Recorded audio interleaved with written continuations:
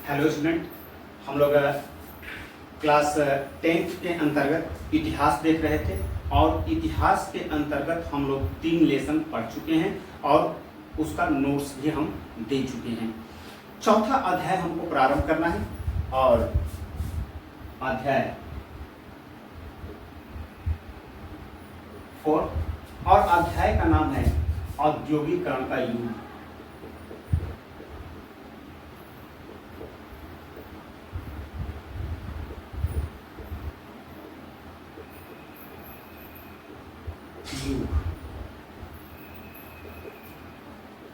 यह लेसन भी बहुत ही महत्वपूर्ण है।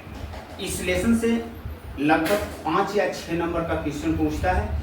दूसरा नंबर की बहुविकल्पी के भी 1-2 क्वेश्चन इस लेसन से पूछा जाता है। नंबर 1। अगर नंबर 2 की बात करें तो यह लेसन बहुत ही सिंपल है। यह लेसन बहुत डिफिकल्ट नहीं है। केवल लेसन को जितने बेहतरीन तरीके से सुनेंगे और समझने का प्रयास करेंगे तो बहुत कुछ याद करने की आवश्यकता नहीं होगा। नंबर 3 की अगर बात करें तो नंबर 3 के अंतर्गत यह है कि हम लोगों को क्या पढ़ना है, इसके अंतर्गत क्या जानना है। तो इसके लेसन के अंतर्गत हम लोगों को यह जानना है कि औद्योगिकरण क्या है, नंबर 1। नंबर 2, औद्योगिकरण का इतिहास क्या है। नंबर 3 की अगर बात करें तो औद्योगिकरण के कारण, औद्योगिकरण के परिणाम स्वरूप मजदूरों का जीवन कैसे प्रभावित हुआ, तथा अगर नंबर 4 की बात करें तो भारतीय उद्योग औद्योगिकरण से कैसे प्रभावित हुआ तथा भारतीय बुनकरों पर, भारतीय मजदूरों पर औद्योगिकरण का क्या प्रभाव पड़ा। इतना ही इस लेसन के अंतर्गत देखना है और मैं मानता हूं कि अगर जितने बेहतरीन तरीके से सुनने और समझने का प्रयास करेंगे उतने ही बेहतरीन तरीके से यह लेसन आपको समझ में आएगा और लेसन तैयार भी हो जाएगा। तो इसके अंतर्गत हम लोग देखते हैं, सामान्य बातें हम लोग देखते हैं कि अगर 1730 ईस्वी की बात करें तो 1730 ईस्वी से पूर्व इंग्लैंड क्या था। इंग्लैंड एक कृषि प्रधान देश था, एक कृषि प्रधान देश था। हम ये बात क्यों कह रहे हैं? ये बात इसलिए कहा जा रहा है क्योंकि 1730 ईस्वी में इंग्लैंड में पहली बार फैक्ट्री लगाया गया। लेकिन यह देखा गया कि 1730 में पहली बार फैक्ट्री तो लगाया गया, लेकिन इन फैक्ट्रियों का विकास कब प्रारंभ हुआ? तो 18वीं सदी के उत्तरार्ध में प्रारंभ हुआ। तो नेक्स्ट पॉइंट क्या बनता है, यानी अगर सेकेंड पॉइंट की बात करें तो 18वीं सदी के उत्तरार्ध तथा 19वीं सदी के पूर्वार्ध, ध्यान रखिएगा ये पूर्वार्ध की बात हो रही है। 19वीं सदी के पूर्वार्ध में इंग्लैंड में महान तकनीकी परिवर्तन हुआ। महान तकनीकी परिवर्तन हुआ जिसके परिणाम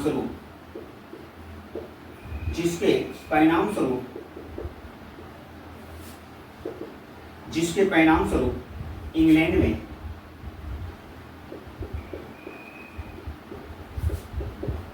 सामाजिक व आर्थिक परिस्थितियां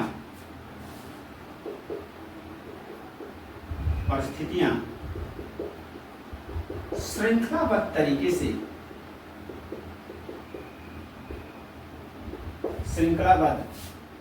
से परिवर्तित होने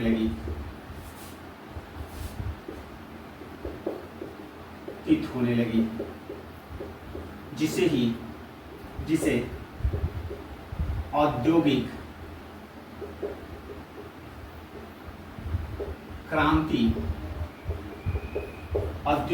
क्रांति के नाम से जाना जाता है।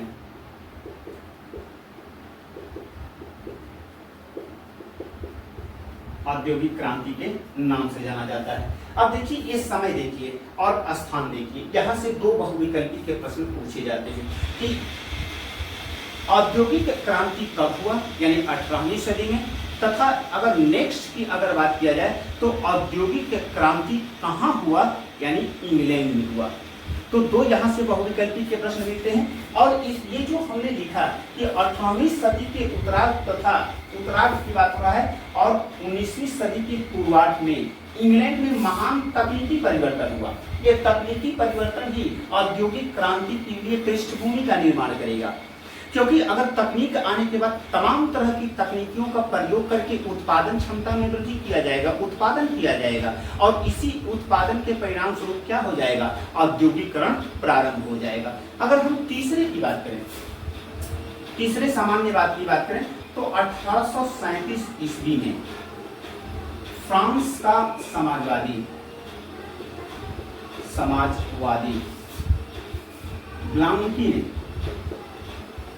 ब्लांकी ने पहली बार औद्योगिक क्रांति नाम दिया।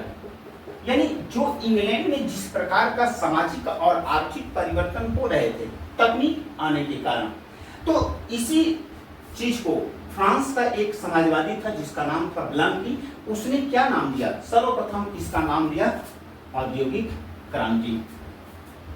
अब यहां पर ये समझिए कि चूंकि इंग्लैंड में हो क्या रहा था, इंग्लैंड में जनसंख्या की वृद्धि हो रही थी और जनसंख्या में वृद्धि के कारण अनाज की मांग में वृद्धि हो रहा था। तो भाई जाहिर सी बात है कि जब जनसंख्या में वृद्धि होगा तो अनाज की मांगों में वृद्धि हो जाएगा, और जब अनाज की मांगों में वृद्धि हो रहा था तो इन अनाज की मांगों को पूर्ति करने के लिए किसानों ने क्या किया, तकनीक का प्रयोग किया। अगर हम बात करें हार्वेस्टिंग की बात करें, थ्रेशिंग की बात करें, प्लाविंग की बात करें, यानी कृषि सेक्टर में उत्पादन यानी अनाज के उत्पादन में बढ़ाने के लिए इंग्लैंड के किसानों ने क्या किया, तकनीकी पक्ष का इस्तेमाल किया, तकनीक का इस्तेमाल किया। और जब बाद में देखा गया कि अंतर्राष्ट्रीय बाजार में जनसंख्या के वृद्धि के कारण, चाहे उपनिवेश के कारण, क्योंकि यूरोप के बहुत से देश उपनिवेश की स्थापना कर रहे थे, और इन उपनिवेशों के कारण हम लोगों ने पिछले लेसन के अंतर्गत क्या देख रहे थे, भूमंडलीकरण देख रहे थे। इतिहास का तीसरा लेसन यही था। और भूमंडलीकरण के प्रक्रिया के परिणाम स्वरूप हो क्या रहा था, विश्व स्तर पर वैश्विक बाजार का निर्माण हो रहा था, और वैश्विक बाजार के अंतर्गत क्या हो रहे थे, उत्पादन की मांग बढ़ रही थी। यह उत्पादन की मांग क्यों बढ़ रहा था, क्योंकि तमाम तरह की भौगोलिक खोजें हुआ, और भौगोलिक खोज के परिणाम स्वरूप विश्व के बाजार अब क्या हो रहे थे, सिमट रहे थे।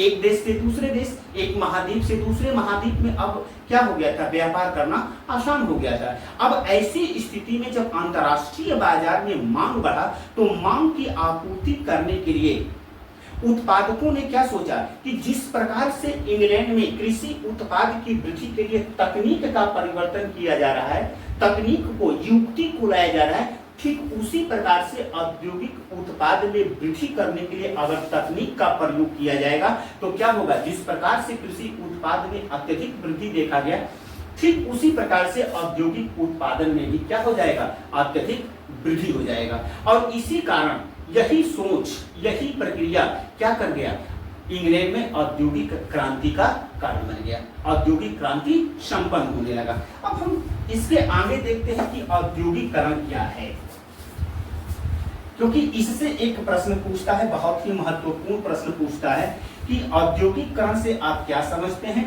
तथा औद्योगिकरण के इतिहास बताइए। या तो इस प्रकार से पूछता है, या कभी कभी इससे लघु उत्तरी के भी क्वेश्चन पूछ देता है कि जैसे कि औद्योगिकरण से आप क्या समझते हैं, या कभी कभी पूछता है कि मशीनी युग प्रारंभ होने से पूर्व विश्व बाजार के लिए किस प्रकार से उत्पादन होते थे। इन सारे प्रश्नों का उत्तर इस जो डिस्कस आगे हम करने जा रहे हैं उसके अंतर्गत मिलेगा। तो हम लोगों को देखना है कि औद्योगिकरण क्या है। औद्योगिकरण क्या है, क्या है? तो देखिए सिंपल इसको समझने का प्रयास कीजिए, इसका कोई स्पेशल कोई डिफिनेशन नहीं है। हम लोग जिस रूप में औद्योगिकरण को समझते हैं उसी रूप में औद्योगिकरण को डिफाइन करने की कोशिश किया जाता है, और सामान्य रूप से औद्योगिकरण का मतलब क्या होता है उसी को हम लोग समझने का प्रयास करते हैं। औद्योगिकरण क्या है, तो औद्योगिक करण एक ऐसी प्रक्रिया है, एक ऐसी प्रक्रिया है जिसके अंतर्गत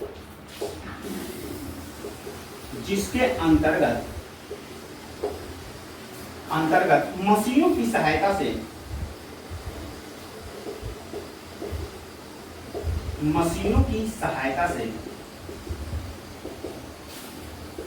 से कम समय और कम लागत पर अत्यधिक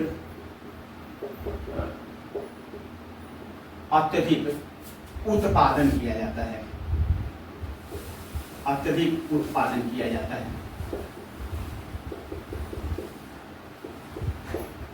है, अब ये देखिए कि इसके अंतर्गत क्या देखने को मिला कि औद्योगिकरण क्या है। तो औद्योगिकरण एक ऐसी प्रक्रिया है जिसके अंतर्गत मशीनों की सहायता से, अभी हमने बोला ना तकनीक, तो युक्तियां, मशीनें क्या होती हैं, युक्तियां ही तो है।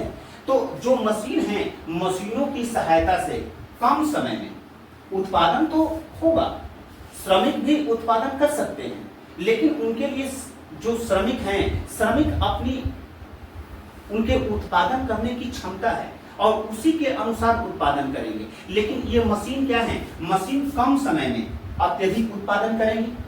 नंबर 2, कम लागत पर, यानी कि जब मशीनों का प्रयोग करेंगे तो उससे कम समय में अत्यधिक उत्पादन होगा और जिसके कारण वह क्या हो जाएगा, उसकी लागत भी कम हो जाएगी।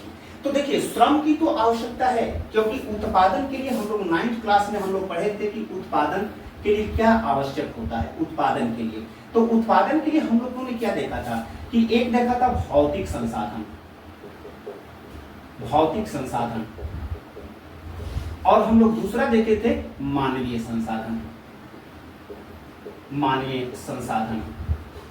तो ये उत्पादन के लिए आवश्यक होता है। अब उत्पादन के लिए भौतिक संसाधन जो होते हैं, भूमि की बात किया जाए, भवन की बात किया जाए, मशीन की बात किया जाए, कच्चे माल की बात किया जाए, पूंजी की बात किया जाए, ये सब सारे के सारे भौतिक संसाधन हैं। लेकिन क्या ये भौतिक संसाधन की उत्पादन कर सकते हैं? नहीं कर सकते हैं। उसके लिए क्या चाहिए, मानव श्रम की आवश्यकता होती है, मानव संसाधन की आवश्यकता होती है। और कैसा मानव संसाधन उत्पादन करता है, तो जो प्रशिक्षित होता है, जो कुशल होता है, जिसके अंतर्गत स्किल होता है, यानी कि और जो स्वस्थ होता है। तो ये हम लोग उत्पादन को पढ़े हैं। तो श्रम तो चाहिए, लेकिन यहाँ पर मशीनों के प्रयोग करने के कारण न केवल प्रति मजदूर उत्पादन क्षमता में वृद्धि हो जाएगा, बल्कि इसके साथ ही माल की गुणवत्ता में भी क्या हो जाएगा, वृद्धि हो जाएगा। और इसी प्रक्रिया को हम लोग क्या कहते हैं, जब इस प्रकार से उत्पादन होने लगा विश्व स्तर पर, तो क्यों होने लगा, तो वैश्विक स्तर पर जो जनसंख्या वृद्धि के कारण, जो औपनिवेशीकरण के कारण जो मांग हो रही थी, उस मांग को पूरा करने के लिए उद्योगपतियों ने क्या सोचा, उद्योगपतियों ने युक्तियों का प्रयोग किया, यानी मशीनों का प्रयोग किया और कम समय और कम लागत में अत्यधिक उत्पादन किए। और इसी प्रक्रिया को हम लोग क्या कहते हैं, औद्योगिकरण के नाम से जानते हैं। तो ये हुआ आपका औद्योगिकरण क्या होता है। अगर इसके इतिहास को देखते हैं कि औद्योगिकरण का इतिहास क्या है, तो औद्योगिकरण का इतिहास अब यहां पर पहला प्रश्न उत्पन्न होता है कि आखिर औद्योगिकरण जो हो रहा है मशीनों के प्रयोग के कारण हो रहा है। तो जब मशीनें नहीं थी तो विश्व बाजार के लिए उत्पादन कैसे होता था? क्या मशीन नहीं थे उस समय, विश्व बाजार के लिए उत्पादन नहीं होता था? तो हम ऐसा नहीं कह सकते हैं, क्योंकि हम लोग भूमंडलीकरण के अंतर्गत देख रहे थे कि भूमंडलीकरण के कारण वैश्विक बाजार का निर्माण हो रहा था और उस वैश्विक बाजार की मांग की पूरा करने के लिए क्या हो रहे थे, उत्पादन किया जा रहा था। तो इस प्रकार से हम कह सकते हैं कि जो औद्योगिकरण का इतिहास है, औद्योगिकरण का इतिहास हम लोग 2 चरणों में देखते हैं। लेकिन उससे पूर्व जो 18वीं सदी की अगर हम लोग बात करें तो 18वीं सदी के अंतर्गत देखा गया कि 18वीं सदी में जिस प्रकार से फ्रांस में राजनीतिक परिवर्तन की पृष्ठभूमि तैयार हुई, ठीक उसी प्रकार से इंग्लैंड में भी औद्योगिक क्रांति के लिए सारे तत्व मौजूद थे। सारे वो तत्व कौन से थे? तो सारे वो तत्व थे, नए नए मशीनों का आविष्कार हो रहा था। तो अगर इसके अंतर्गत देखें तो नए नए मशीन क्या आ रहे थे? तो नए नए मशीन आ रहे थे, अगर हम स्पेलिंग जेली की बात करें जो हार्ग्रीव्स के द्वारा लाया गया था, हम इसकी चर्चा करेंगे कि कौन कौन सी तकनीक आई थी, तो उसकी जब चर्चा करेंगे तो इसको हम लोग देखेंगे। लेकिन जो नए नए तकनीक आ रहे थे, नई नई मशीनों का आविष्कार हो रहा था, तो आविष्कार के परिणाम स्वरूप प्रति मजदूर उत्पादन क्षमता में वृद्धि होने लगा और इसी प्रक्रिया को हम लोग औद्योगिकरण के नाम से जानते हैं। तो हम लोग का यहाँ पर सबसे मुख्य प्रश्न यह है कि मशीनी युग प्रारंभ होने से पूर्व क्या विश्व बाजार के लिए उत्पादन होता था, और यदि होता था तो वह कैसे होता था? और यही कारण है कि जो औद्योगिकरण का इतिहास है उसको हम लोग दो चरणों में अध्ययन करते हैं। दो चरणों में अध्ययन करते हैं। नंबर 1, यानी कि अगर हम नंबर 1 की बात करें तो आदि या प्राच्य औद्योगिकरण और सेकंड की बात करें, सेकंड की अगर बात करें तो आधुनिक औद्योगिकरण।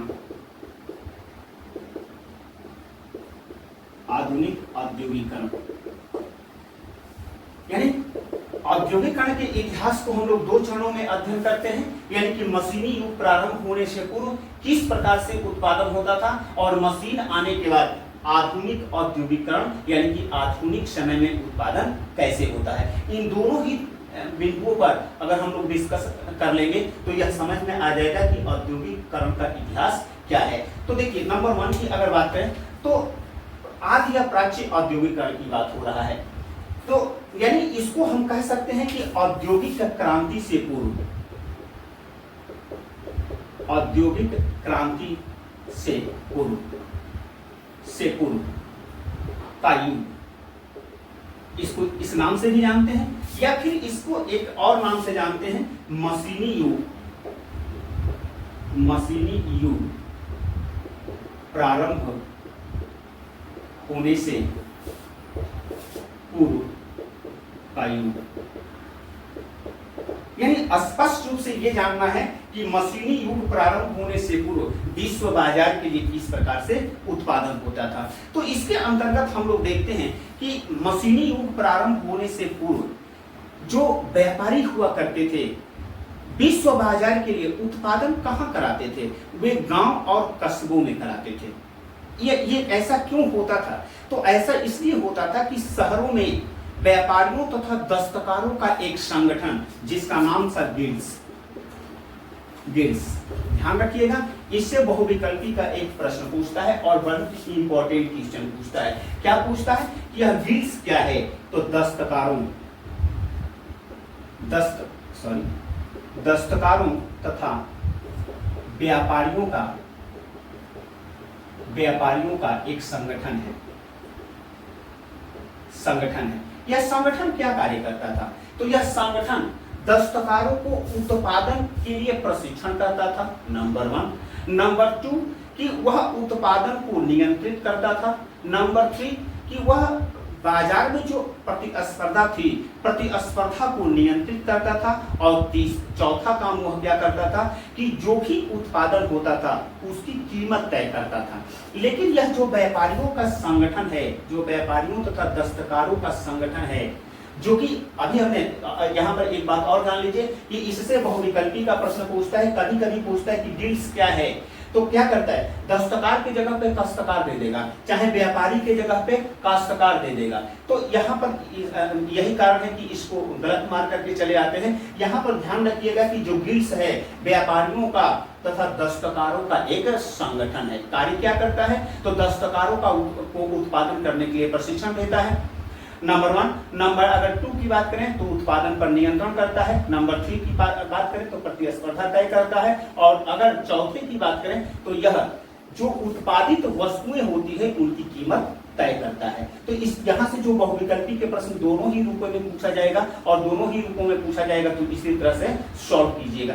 ये जो गिल्ड्स होते थे वह नए व्यापारियों को व्यापार में प्रवेश नहीं करने देते थे, और यही कारण है कि जो नए व्यापारी थे, जो अंतर्राष्ट्रीय बाजार के लिए उत्पादन करना चाहते थे, या जो नए व्यापारी थे अंतर्राष्ट्रीय बाजार को माल या आपूर्ति करना चाहते थे, तो वे लोग क्या करते थे कि उत्पादन करने के लिए या उत्पादन कराने के लिए गांव और तथा कस्बों की ओर चले जाते थे, यानी गांव में चले जाते थे। और वह दस्तकारों और काश्तकारों को, इसको दस्तकारों और काश्तकारों को, काश्तकार मतलब होता है किसान, को पेशगी की रकम देते थे। यह पेशगी की रकम क्या है? अग्रिम भुगतान है, इसका कोई स्पेशल वो नहीं है, अग्रिम भुगतान है। यानी कि हम कहते हैं कि हमारे लिए उत्पादन करो और तुम्हारे पास उत्पादन के लिए पूंजी नहीं है, तो भाई उत्पादन के लिए पूंजी आवश्यक है। अगर पूंजी नहीं रहेगा तो उत्पादन आप नहीं कर सकते हैं। तो हम कह सकते हैं कि भाई हम तुमको अग्रिम भुगतान कर देते हैं, तुम्हारे पास पूंजी नहीं, लेकिन तुम मेरे लिए उत्पादन करो। तो यही होता था कि जो नए व्यापारी होते थे गांव और कस्बों में जाते थे और गांव और कस्बों में दस्तकारों तथा काश्तकारों को पेशगी की रकम देते थे और अपने उत्पादन के लिए प्रोत्साहित करते थे। और इस तरह से किसानों तथा दस्तकारों को अपने ही गांव में, अपने ही घर पर रहकर विश्व बाजार के लिए उत्पादन करते थे और अपने परिवार के साथ जिस प्रकार से मांग बढ़ती थी उस प्रकार से, यानी कि जितना उत्पादन करना होता था उस हिसाब से अपने ही घरों में अपने परिवार के साथ रह करके उत्पादन कार्यों में लग गए। अब यहाँ पर क्या होता था, ये देखिए कि काश्तकारों को और दस्तकारों को न केवल रोजगार मिल रहा है, क्योंकि इस बात को ध्यान रखिएगा क्योंकि आगे इसकी जरूरत पड़ेगी। काश्तकारों तथा दस्तकारों को न केवल अपने ही गांव में, अपनी ही परिस्थितियों में रोजगार मिला, बल्कि उनके परिवार को भी रोजगार मिलना प्रारंभ हो गया। और इस तरह से किसानों को तथा दस्तकारों को या वहां पर जो मजदूर थे उनको रोजगार भी मिलता था और अच्छी आमदनी भी होती थी। ये नए व्यापारी क्या करते थे, जब दस्तकार और किसान उत्पादन जो करते थे उनको वे माल को उठाते थे और लंदन जैसे फिनिशिंग सेंटर पर, लंदन के फिनिशिंग सेंटर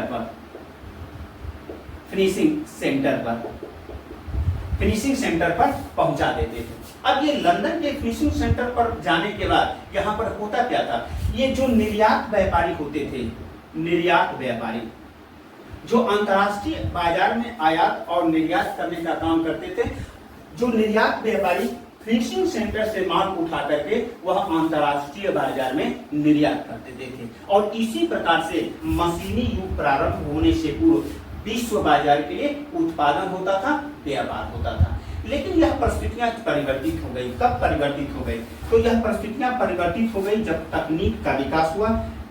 तकनीक के विकास होने के साथ ही यह उत्पादन अब कहां सिमटने लगा? यह उत्पादन अब फैक्ट्रियों में सिमटने लगा। और जो उद्योगपति थे, जो व्यापारी थे, वह क्या स्थापित करने लगे? फैक्ट्रियां स्थापित करने लगे। हमने अभी कहा कि 1730 ईस्वी से पूर्व इंग्लैंड क्या था? एक कृषि प्रधान देश था और 1730 ईस्वी में इंग्लैंड में पहली बार फैक्ट्री लगाया गया। लेकिन उसका विकास, यानी फैक्ट्रियों का विकास कब प्रारंभ हुआ? 18वीं सदी के उत्तरार्ध में होना प्रारंभ हुआ। तो इस प्रकार से हम देख रहे हैं कि जब मशीनी युग प्रारंभ हुआ, मशीन की सहायता से उत्पादन होना प्रारंभ हुआ कम समय और कम लागत में, तो वह उत्पादन कहाँ सीमित होने लगा? फैक्ट्रियों में होने लगा। और ये फैक्ट्रियां कहाँ स्थापित की गई? शहरों में स्थापित की गई। और क्यों स्थापित किया जा रहा था? क्योंकि तमाम तरह के नए नए आविष्कार हो रहे थे, और जो तमाम तरह के नए नए आविष्कार हो रहे थे, उन आविष्कारों के परिणाम स्वरूप, जैसे अगर हम बात करें कि क्या आविष्कार हुआ, तो यहाँ पर इसको देख लेते हैं। इससे बहुविकल्पी का भी प्रश्न पूछता है कि कौन से उस समय मशीनों का आविष्कार हो रहा था, किस प्रकार की तकनीकी परिवर्तन हो रहा था। तो अगर 1709 ईस्वी की बात करें तो कोयला जलाकर लोहा प्रगलन मीन्स होता है गलाना, प्रगलन की विधि किसके द्वारा लाया गया? तो इब्राहिम डॉर्बी के द्वारा लाया गया। उसी तरह से 1765 ईस्वी की बात करें तो स्पिनिंग एक मशीन का नाम है जैनी, किसके द्वारा लाया गया? तो जेम्स हरग्रीव्स के द्वारा लाया गया। इससे बहुविकल्पी का प्रश्न हर साल पूछता है और लगभग पूछा है, हरग्रीव्स के द्वारा लाया गया।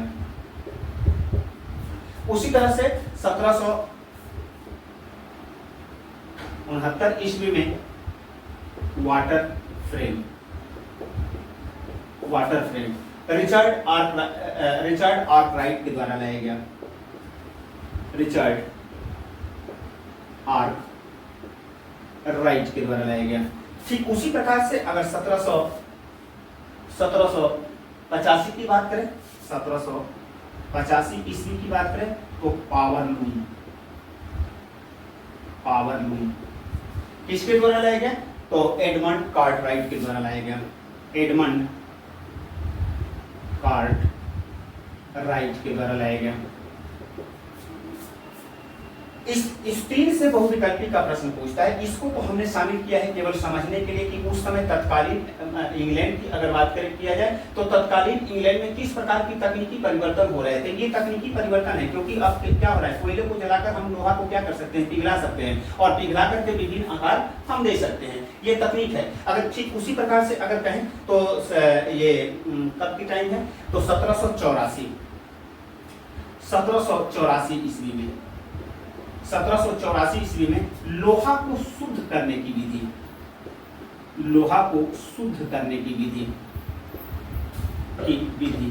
किसके द्वारा लाया गया? लोहा को शुद्ध करने की विधि लाया गया हेनरी पोर्ट के द्वारा।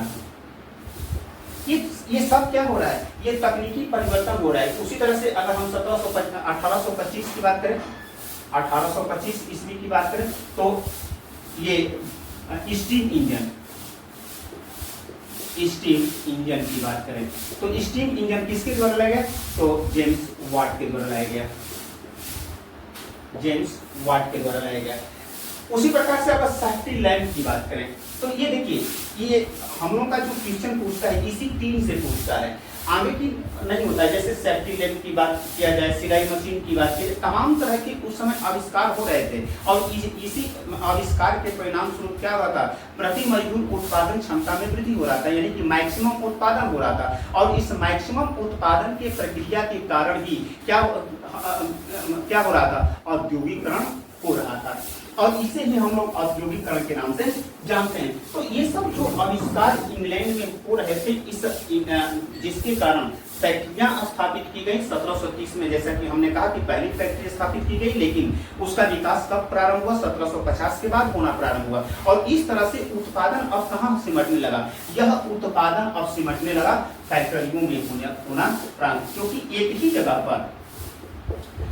जगह पर तमाम तरह की मशीनें लगा दी जाती थी और वहां पर जो व्यापारी होते थे ये फैक्ट्रियों में देख रेख, यानी कि मजदूरों जो क्या उत्पादन कर रहे हैं, कैसे उत्पादन कर रहे हैं, काम कर रहे हैं कि नहीं कर रहे हैं, इस प्रकार से देख रेख करना आसान हो गया। और यही कारण है कि उद्योगपतियों ने क्या स्थापित करना प्रारंभ किया? फैक्ट्रियां स्थापित करना प्रारंभ किया गया। और जो उत्पादन गांव और कस्बों में मशीनी युग से पूर्व होता था, वह उत्पादन अब कहाँ होने लगा? तो वह उत्पादन अब फैक्ट्रियों में, शहरों में होना प्रारंभ हो गया। और इसी को हम लोग आधुनिक औद्योगिकरण के नाम से जानते हैं। अब ये हुआ आपका औद्योगिकरण का इतिहास। अब एक और चीज देखते हैं कि औद्योगिकरण का कारण क्या था। औद्योगिकरण का कारण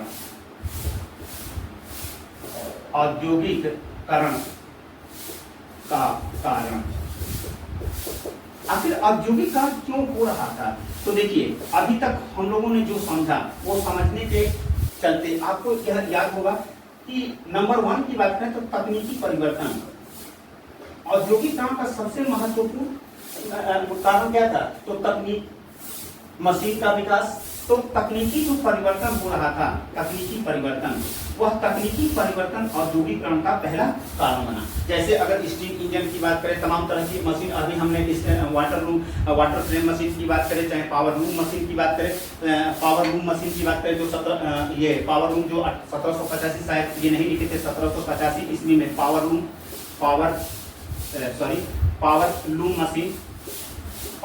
मशीन जो कि एडमंड कार्टराइट के द्वारा लाया गया, कार्टराइट के द्वारा लाया गया। तो यह क्या हो रहा है, तकनीकी परिवर्तन के कारण ही औद्योगिक क्रांति हुआ। अगर नंबर 2 की बात करें तो सबसे महत्वपूर्ण कारण था जनसंख्या में वृद्धि। तो जनसंख्या में वृद्धि के परिणाम स्वरूप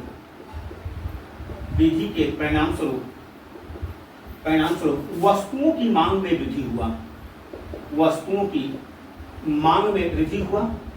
और इस वृद्धि को, यानी कि जब मांग बढ़ेगा तो आपूर्ति करना पड़ेगा, अगर आपूर्ति नहीं करेंगे तो वस्तुओं की कीमत क्या हो जाएगा, आसमान छूने लगेगा।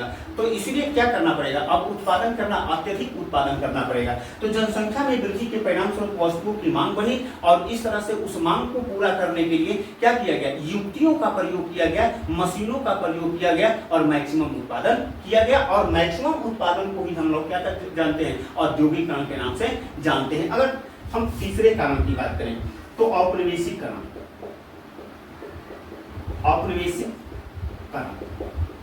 ये औपनिवेशीकरण के कारण बहुत ही महत्वपूर्ण रहा, क्योंकि यूरोप के जो देश थे अब उपनिवेश स्थापित करना प्रारंभ कर दिए थे।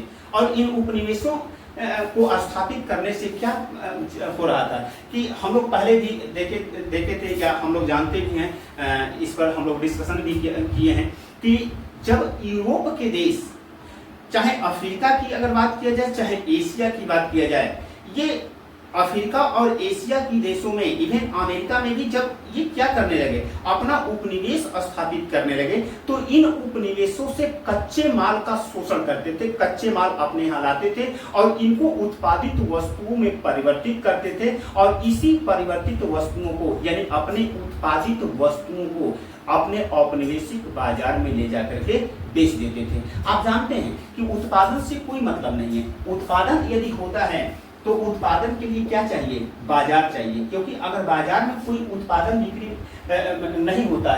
नहीं होता है तो पुनः उत्पादन करना संभव नहीं होगा। क्यों नहीं होगा, क्योंकि पूंजी नहीं मिलेगी। पूंजी कैसे मिलेगा, बाजार से पूंजी मिलेगी। और इसीलिए क्या हो रहा था, औपनिवेशीकरण के कारण न केवल कच्चा माल मिल रहा था, औपनिवेशीकरण के कारण न केवल कच्चा माल मिल रहा था बल्कि एक बेहतरीन बाजार भी मिल रहा था। और इसीलिए क्या हुआ, अत्यधिक उत्पादन करने की प्रक्रिया को अपनाया गया, जिसे ही हम लोग औद्योगिकरण के नाम से जानते हैं। तो औपनिवेशीकरण भी क्या है, एक कारण है। अगर हम कहें चौथे की बात करें तो चौथे के अंतर्गत देखते हैं कि इस औपनिवेशीकरण के कारण क्या मिल रहा था, सस्ता श्रम मिल रहा था। भाई देखिए, एक ऐसे समाज का निर्माण हो रहा था, उदारवाद की हम लोग विचारधारा पढ़ रहे थे, तो उदारवाद की विचारधारा के अंतर्गत हम लोग देख रहे थे कि एक ऐसे समाज का निर्माण हो रहा था जिसको पूंजीवादी समाज कहते हैं।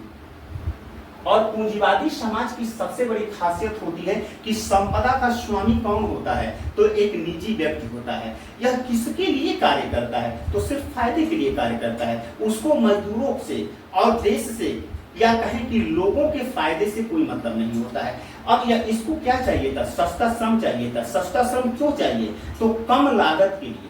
क्योंकि जो हम जो उत्पादन कर रहे हैं, तो उत्पादन में कम से कम जब लागत आएगा तो उससे क्या होगा, मैक्सिमम बेनिफिट होगा। और औपनिवेशीकरण के कारण हम लोगों ने देखा था, फ्रांसीसी रेवोल्यूशन को पढ़े थे, 9th क्लास में फ्रांसीसी रेवोल्यूशन पढ़ रहे थे, तो उसके अंतर्गत हम लोग देख रहे थे, दास प्रथा को देखे थे कि ये जो फ्रांस के सौदागर होते थे या यूरोप के देशों के सौदागर होते थे, वे क्या करते थे, अफ्रीकी महाद्वीप में जाते थे और लोगों को खरीद फरोख्त करके दास बना करके अपने देश में खानों और बागानों में काम करने के लिए लाते थे। लेकिन औद्योगिकरण का युग हम लोग देख रहे थे, लेकिन इस औद्योगिकरण का युग हम लोग देख रहे हैं, और इसके अंतर्गत इससे पूर्व हम लोग एक चैप्टर देखा था भूमंडलीकरण, और भूमंडलीकरण के अंतर्गत हम लोग देखे थे अनुबंधित श्रमिक। अनुबंधित श्रमिक, ये अनुबंधित श्रमिक क्या थे? इसको हम लोग किस नाम से जानते थे? नई दास प्रथा के नाम से जानते थे। नई दास प्रथा के नाम से जानते थे।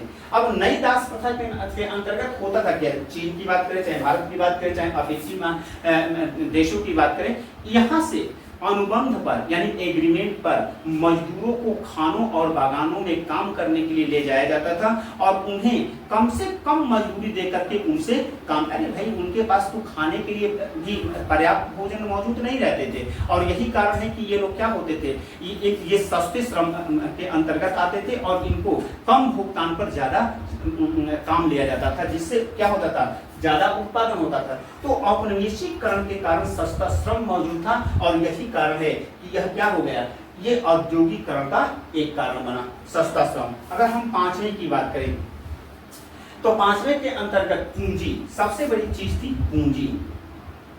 अब क्या आ रहा था, पूंजी आ रहा था। कैसे आ रहा था? हम लोग जब उदारवाद को पढ़ रहे थे, उदारवाद को जब हम लोग पढ़ रहे थे तो उसके अंतर्गत क्या देख रहे थे कि उदारवादी यानी उदारवाद की विचारधारा रखने वाले को हम लोग उदारवादी करते थे। ये कौन थे?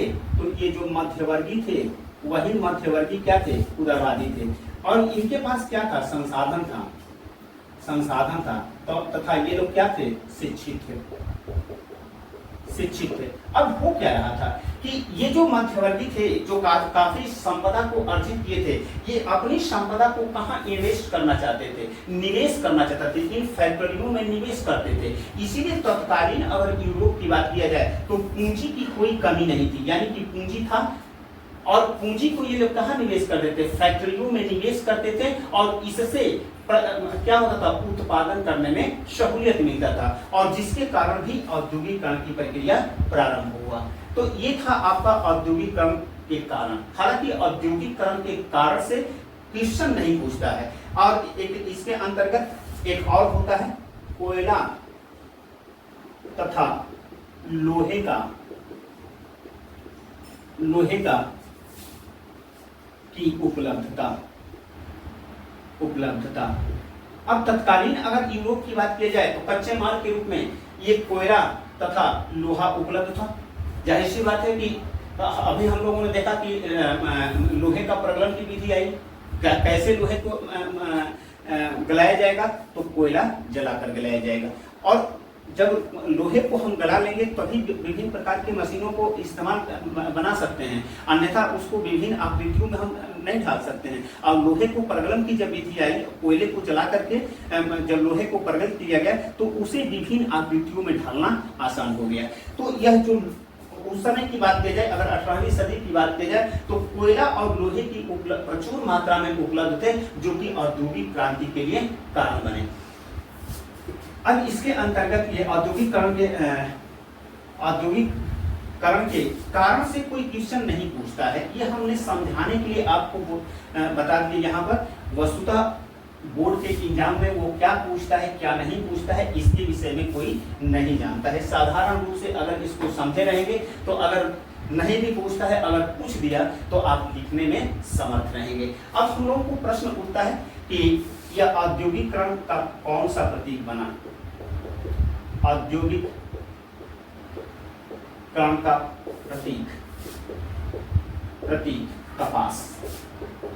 यानी अगर कहें कि इससे बहुविकल्पी का प्रश्न बनता है, इसीलिए इसको यहीं पर डिस्कशन कर लेते हैं कि औद्योगिकरण का पहला प्रतीक क्या बना, तो कपास। और दूसरा अगर बात करें, दूसरा हालांकि इससे क्वेश्चन पूछा है, कई बार क्वेश्चन पूछा है। अगर दूसरे की बात करें कि औद्योगिकरण को किसने सर्वाधिक प्रभावित किया, किसने सर्वाधिक प्रभावित किया, सर्वाधिक प्रभावित किया, तो ये इसका उत्तर होगा तकनीक। तकनीक ने सर्वाधिक प्रभावित किया। तो ये दो बहुविकल्पी के लिए थे, इसको आप लोग देख लीजिएगा। अब इसके बाद इसमें डिस्कशन करते हैं कि औद्योगिकरण के कारण जो मजदूर थे, मजदूरों का जीवन कैसे प्रभावित हुआ। क्योंकि अभी हम लोग देख रहे थे कि मशीनी युग प्रारंभ होने से पूर्व जो ये मजदूर, उस समय मैं कहा था ना कि इसको ध्यान रखिएगा क्योंकि आगे जरूरत पड़ेगा। तो हम लोग देख रहे थे कि मशीनी युग प्रारंभ होने से पूर्व जो व्यापारी थे वह कहाँ उत्पादन कराते थे, गांव और कस्बों में उत्पादन होता था। ये जो मजदूर होते थे, मजदूर गांव और कस्बों में अग्रिम या पेशगी की रकम लेकर के अपने परिवार के साथ राजी खुशी अपनी सुविधा और सहूलियत के अनुसार विश्व बाजार के लिए उत्पादन करते थे। लेकिन जब मशीनी युग प्रारंभ हो गया तो मशीनी युग प्रारंभ होने के बाद ये मजदूर क्या हो गए, बेरोजगार होने लगे। दस्तकार क्या हो गए, बेरोजगार होने लगे। और यह रोजगार की तलाश में कहां जाने लगे, शहरों की तरफ जाने लगे। लेकिन शहरों में परिस्थितियां परिवर्तित थी क्योंकि अब इनको रोजगार कहाँ मिलेगा, फैक्ट्रियों में मिलेगा। क्यों मिलेगा, क्योंकि अब उत्पादन कहाँ हो रहा है, फैक्ट्रियों में हो रहा है। और फैक्ट्रियां कहाँ स्थापित की गई, शहरों में स्थापित की गई। तो इससे क्या हुआ, मजदूर बेहतर रोजगार की तलाश में, या जिसके पास रोजगार नहीं है तो वो जीविकोपार्जन करने के लिए जब तक से काम नहीं करेगा तब तक से वेतन नहीं मिलेगा, जाहिर सी बात है। तो ये बेहतर रोजगार को प्राप्त करने के लिए शहरों की तरफ जाने लगे। लेकिन शहरों में अब उनके समक्ष क्या समस्याएं हैं, यानी कि औद्योगिकरण के, ये बस समझने की आवश्यकता है। थोड़ा बहुत भी अगर इस पर विचार करेंगे तो आप निश्चित रूप से समझ जाएंगे और आपको काम आसान हो जाएगा। याद करने की कोई आवश्यकता नहीं है। जरा सोचिए कि आप शहर में जाते हैं, कोई मजदूर बन के जाते हैं, तो आपको किस प्रकार की समस्याओं का सामना करना पड़ता है। तो जो आपको सामना करना पड़ता है वह वही परिस्थितियां, वही समस्याएं उन मजदूरों को भी के समक्ष भी थी। तो अगर यहाँ पर अगर पहली बात देखेंगे तो पहली इन मजदूरों के पास समस्या क्या थी, यानी कि इससे क्वेश्चन क्या पूछता है, पहले इसको डिस्कशन कर देते हैं कि मशीनी युग या औद्योगिकरण के कारण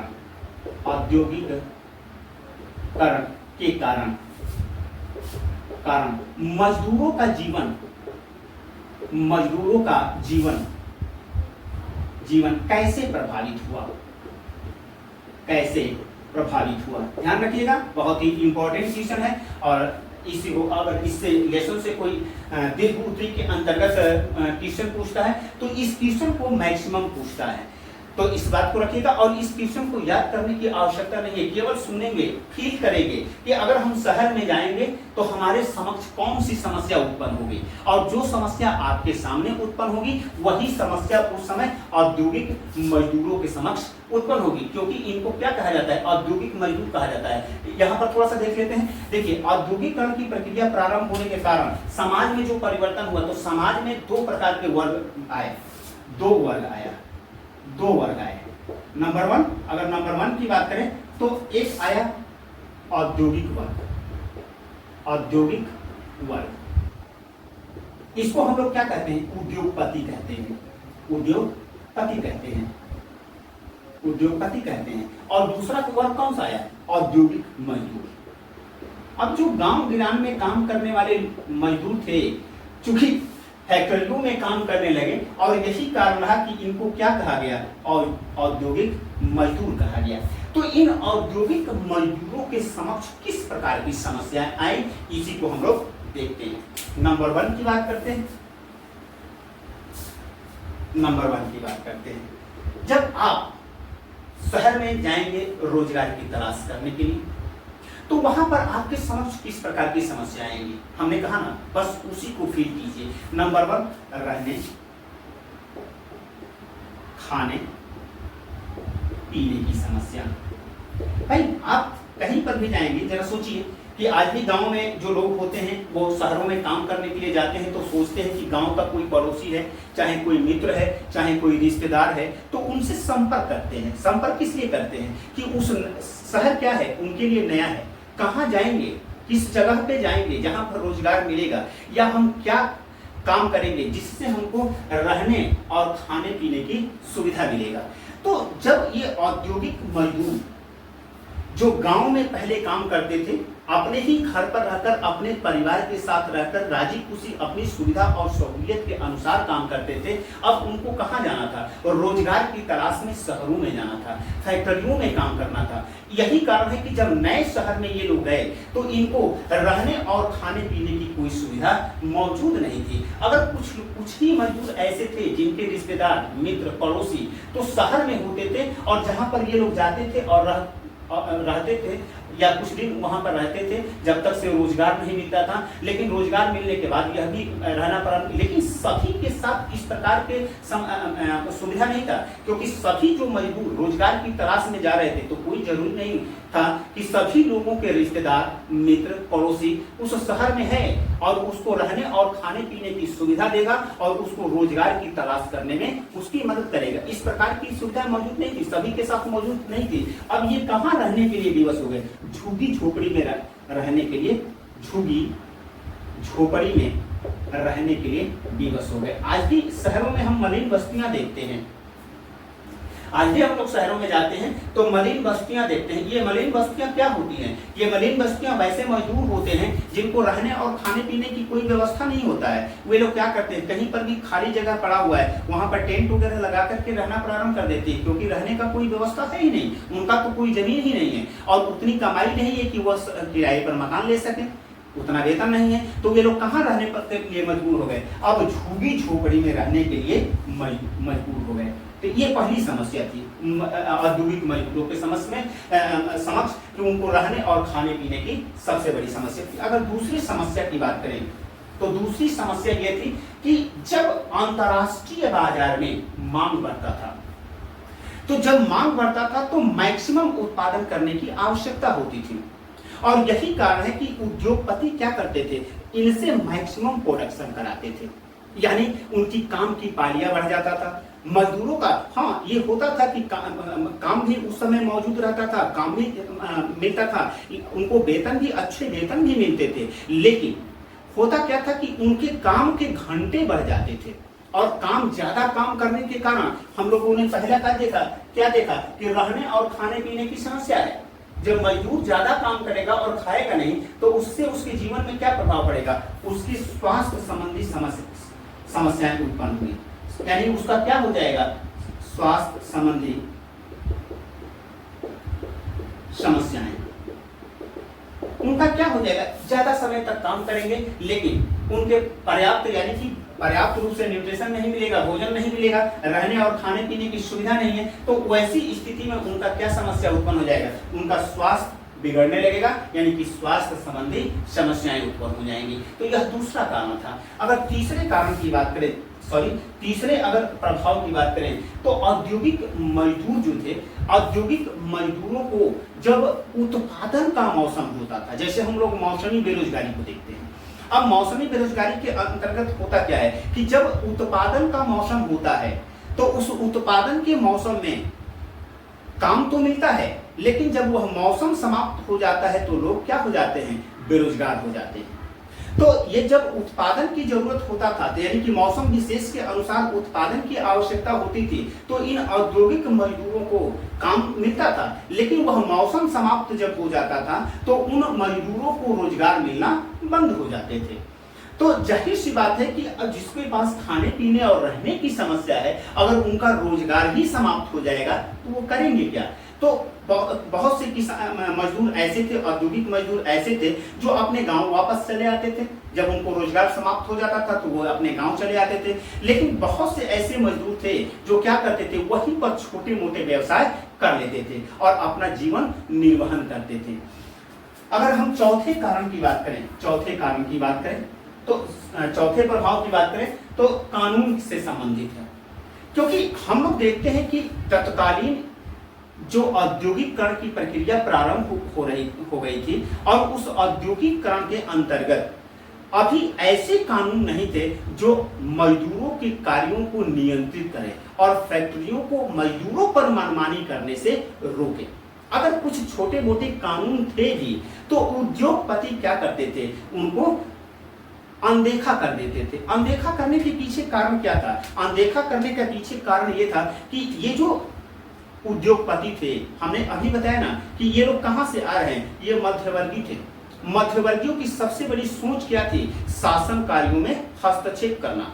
और यही कारण है कि अब जो शासन के कार्य थे, यानी जो शासकीय कार्य था, उसमें मध्यवर्गीय अब इस हैसियत में आ चुके थे कि वह शासन के कार्यों को नियंत्रित कर सकते थे और शासकों को अपने दबाव में ला सकते थे। और यही कारण है कि यहाँ पर दो परिस्थितियां उत्पन्न हुई। नंबर 1 कि पहला नंबर कि मजदूरों के कल्याण से संबंधित कोई कानून पारित ही नहीं करने देते थे, कोई कानून बनाने ही नहीं देते थे। अगर शासकों के द्वारा कोई कानून यानी फैक्ट्रियों को नियंत्रित करने के लिए कोई कानून बनाया भी गया था तो उनको वे लोग उपेक्षा कर देते थे। क्यों उपेक्षा कर देते थे? क्योंकि शासकीय कार्यों में ये हस्तक्षेप करते थे। अब वह इस पोजीशन में थे, यानी संपूर्ण रूप से कहे तो अब वे क्या हो गए थे, शासकीय हस्तक्षेप के कारण वे लोग शक्तिशाली हो चुके थे और ऐसे में उन मजदूरों के लिए जो कानून बने थे उनकी अवहेलना करते थे।